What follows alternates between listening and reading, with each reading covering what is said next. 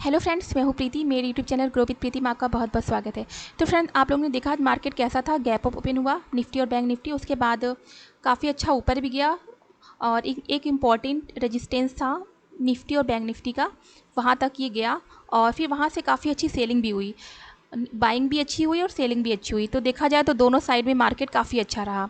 और जैसे कि मैं बता चुकी हूँ कि अगर मार्केट गैप अप होता है या गैप डाउन होता है काफ़ी अच्छा खासा, तो मैं इसमें ट्रेड करना अवॉइड करती हूँ। ऊपर की साइड का तो मैंने ट्रेड नहीं लिया था, लेकिन हाँ पी साइड में मैंने ट्रेड लिया था। पी साइड में मुझे काफ़ी अच्छा प्रॉफिट भी हुआ। मैंने एक लेबल भी पोस्ट किया था अपने टेलीग्राम चैनल पे और देखिए काफ़ी टाइम तक उस लेबल के पास जा रहा था और फिर वहाँ से घूम जा रहा था, फिर जा रहा था और वापस चला जा रहा था। लेकिन फिर इस लेवल को ब्रेक किया जो था 44,550 का, लगभग 100 से 150 पॉइंट की मूवमेंट दी इसने, काफ़ी अच्छी मूवमेंट करी फिर। तो फ्रेंड, इसलिए मैं बोलती हूँ कि लेबल की क्लोजिंग का वेट करना चाहिए। निकल जा रहा है तो निकल जाने दी। जैसे कि मैंने अपने टेलीग्राम चैनल बोला था, मैं आपको दिखाती हूँ। मैंने बैंक निफ्टी का 44,700 का पुट बोला था बाय करने के लिए 180 के ऊपर, ठीक है। मैंने देखो ये भी लिखा था कि क्लोजिंग इंपॉर्टेंट है। बैंक निफ्टी का जो ये पुट था 44,700 का, 180 के ऊपर थोड़ा सा गया, लगभग 183.4 के पास गया, फिर वापस चला आया।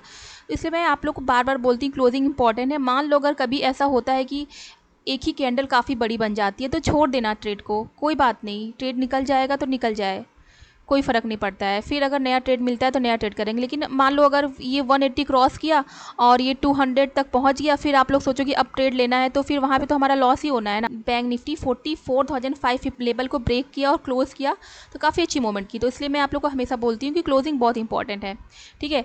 तो फ्रेंड्स, ये मेरा टेलीग्राम चैनल है, अगर आप चाहो तो मेरा टेलीग्राम चैनल ज्वाइन भी कर सकते हो। उसमें मैं निफ्टी, बैंक निफ्टी और स्टॉक्स के लेवल अगर मुझे अच्छे मिलते हैं तो मैं उसको यहाँ पे पोस्ट कर देती हूँ। अब चलते हैं, देख लेते हैं जो कल स्टॉक्स मैंने दिया था उन्होंने कैसा परफॉर्म किया। कल मैंने आप लोग को टाटा कम्युनिकेशन दिया था, उसको मैंने दिया था फ्रेंड्स 1830 के ऊपर ही बोला था, 1832 के ऊपर बोला था बाय करने के लिए, और इसने हाई लगाया लगभग 1858 के आसपास इसने हाई लगाया, ठीक है। हाई लगा के फिर इसकी क्लोजिंग लगभग 1830 के आसपास हुई है, ठीक है। तो ये अपना टारगेट पूरा अचीव किया। जब इस लेवल को ब्रेक किया तो अपना टारगेट भी इसने पूरा अचीव किया था टाटा कम्युनिकेशन ने। एसबीआई देख लेते हैं। तो फ्रेंड्स, एसबीआई को मैंने कहाँ पे बोला था बाय करने के लिए, 578 के पास बोला था बाय करने के लिए, और लगभग टारगेट इसका 584-87 के आसपास था। तो कहाँ तक गया ये, 582 तक गया, ठीक है। लगभग हमें 3 से 4 रुपये की मूवमेंट दी इसने, ठीक है। चलिए निफ्टी और बैंक निफ्टी को देख लेते हैं कि कल हम लोग निफ्टी बैंक निफ्टी में किस प्रकार से ट्रेड कर सकते हैं। और कल फ्राइडे है, तो फ्राइडे को तो मैं निफ्टी बैंक निफ्टी में नेकेड ट्रेड नहीं करती हूँ, स्ट्रेटजी बना के ट्रेड करती हूँ। लेकिन आप लोग को मैं लेबल बता देती हूँ कि कौन सा इंपॉर्टेंट लेबल है जिसमें हम ट्रेड कर सकते हैं। अगर आप लोग ट्रेड करिएगा तो बहुत ही स्मॉल क्वान्टिटी से करिएगा।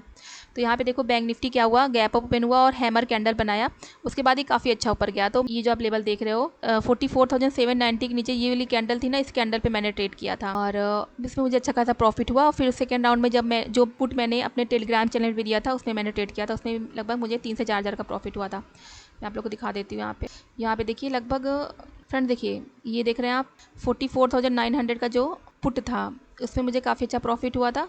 MFSL लिया था मैंने स्टॉक, उसमें मुझे अच्छा प्रॉफिट हुआ। GMR इंफ्रा में मैंने प्रॉफिट लिया, एक में मेरा लॉस हो गया था और ये बाय मिस्टेक हुआ था। ये ट्रेड जो हुआ था ये बाय मिस्टेक हुआ था। मैं इसको थोड़ा डीप में बाय करने को सोची थी और डीप में क्या और लगा के मैं ऑर्डर दिमाग से मेरे स्किप कर गया था और मैं कुछ और काम करने लगी थी, ठीक है। तो ये जो मेरा लॉस हुआ था ये मेरी गलती की वजह से हुआ था। तो फ्रेंड देखिए, निफ्टी गैप ओपन हुआ, उसके बाद काफ़ी अच्छा खासा से मूवमेंट की। यहाँ पे देखिए इस लेवल के आसपास 44,950 के आसपास का रेजिस्टेंस था, वहाँ से काफ़ी अच्छा ये गिरा, ठीक है।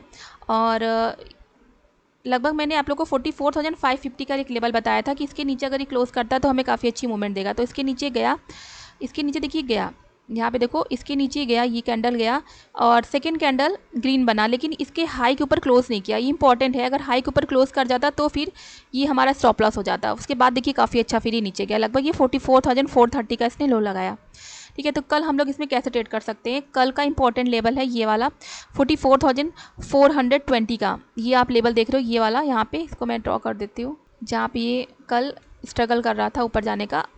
अब ये नीचे जाएगा तब जब इस लेवल को ब्रेक करेगा, ठीक। यहाँ पे कर लेते हैं इसको 44,420 के नीचे अगर जाएगा ना तो ये लेवल इसका है, यहाँ तक ही जा सकता है, ठीक है।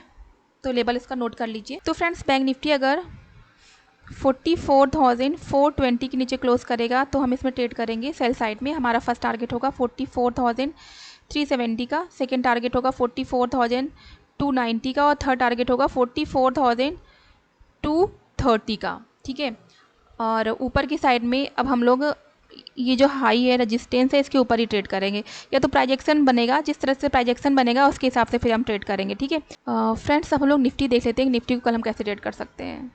फ्रेंड्स यहाँ पे देखिए, निफ्टी का आपको एक छोटा सा लेवल दिख रहा है और ये हम बोल सकते हैं कि हेड एंड शोल्डर ये बनाया है। ठीक है, और इसका जो नेकलाइन है वो है 19,280 का। इसके नीचे अगर ये क्लोज करता है तो हमें ये अच्छी मूवमेंट देगा डाउन साइड की। तो आज देखिए गैप अप ओपन हुआ, लेकिन कैंडल जो प्रिंट हुई है रेड प्रिंट हुई है। तो अब देखते हैं कल ये क्या करता है। क्लोजिंग भी लगभग लो के आस ही पास हुई है। तो कल अगर निफ्टी आज का जो लो है उसके नीचे अगर क्लोज करेगा तो हम ट्रेड कर सकते हैं।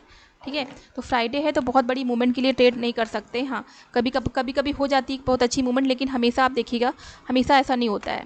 ठीक है, तो अगर निफ्टी 19,410 के नीचे क्लोज करता है तो हम इसको सेल करेंगे। हमारा फर्स्ट टारगेट होगा 19,390 का, सेकेंड टारगेट होगा 19,368 का और थर्ड टारगेट होगा 19,352 का।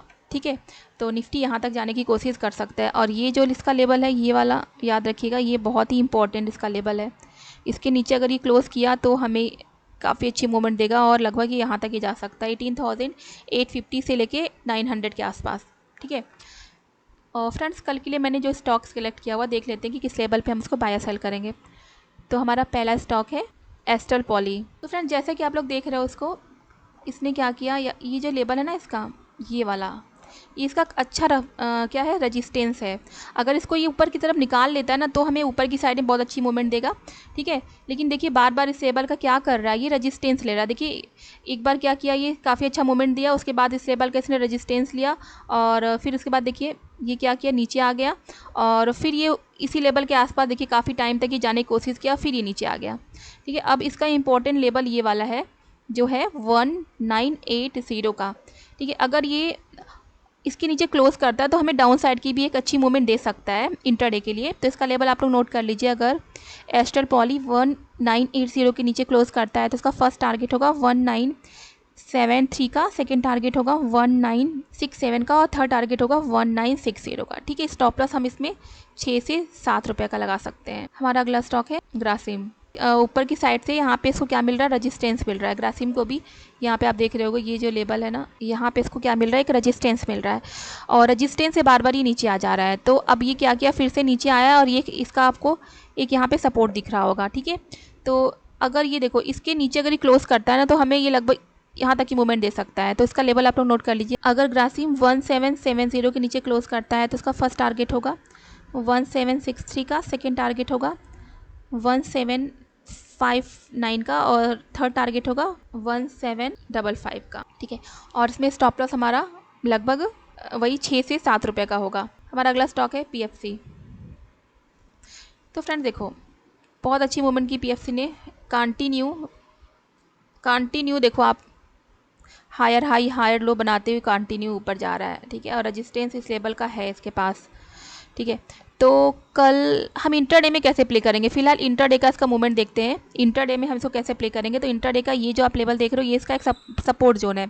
ठीक है, तो इसके नीचे अगर ये क्लोज कर देता है ना तो अच्छी मूवमेंट दे सकता है, जो है 270 का। तो 270 के नीचे अगर ये क्लोज करता है तो हमें बहुत अच्छी मूवमेंट दे सकता है। तो इसका लेवल आप नोट कर लीजिए।